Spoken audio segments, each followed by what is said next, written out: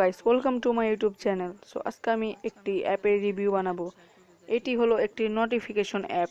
এই অ্যাপটি বিশেষ করে তাদের জন্য যারা আইফোন এক্স এর নোটিফিকেশন প্যানেল চাচ্ছেন। তো এর জন্য আমরা প্রথমে প্লে স্টোরে চলে গেলাম এবং প্লে স্টোরে চলে যাওয়ার পর সার্চ করলাম কন্ট্রোল সেন্টার।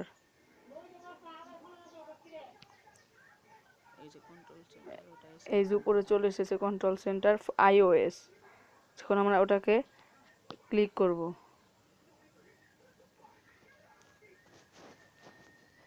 এরপর অ্যাপটিকে আমরা ইনস্টল করে দিব।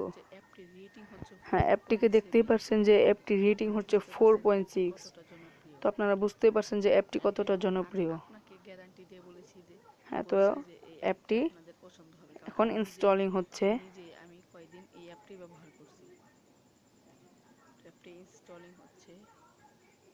এই অ্যাপটি আপনাকে হুবহু আইফোন এক্স এর নোটিফিকেশন প্যানেলের মতো দেখাবে, কোনো সমস্যাই হবে না। আমি কদিন এই অ্যাপটি ব্যবহার করেছি, তাই আমি আপনাকে গ্যারান্টি দিচ্ছি যে অ্যাপটি ভালো হবে। এখন অ্যাপটি ডাউনলোড হয়ে গেছে, তো আমরা অ্যাপটিকে ওপেন করে দিলাম।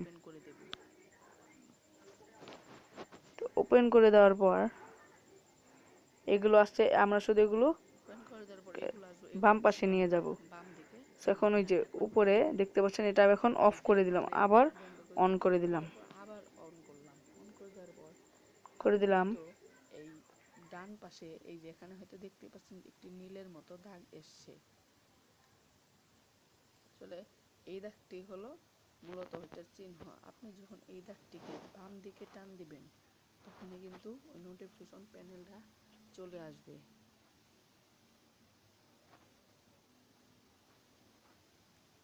আপনি হয়তো এখন স্পষ্ট করে দেখতে পাচ্ছেন যে একটা অন্যরকম কালারের দাগ আছে।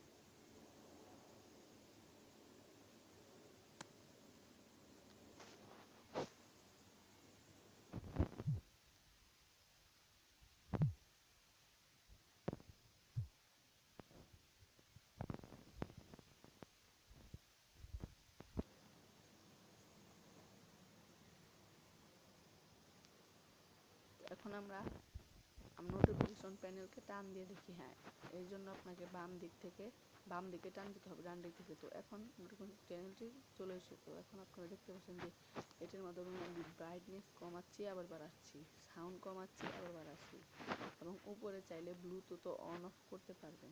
সো এখন শেষ মুহূর্তে বলা যায়, ভিডিওটি যদি আপনার ভালো লেগে থাকে তাহলে অবশ্যই আমার চ্যানেলে সাবস্ক্রাইব করুন।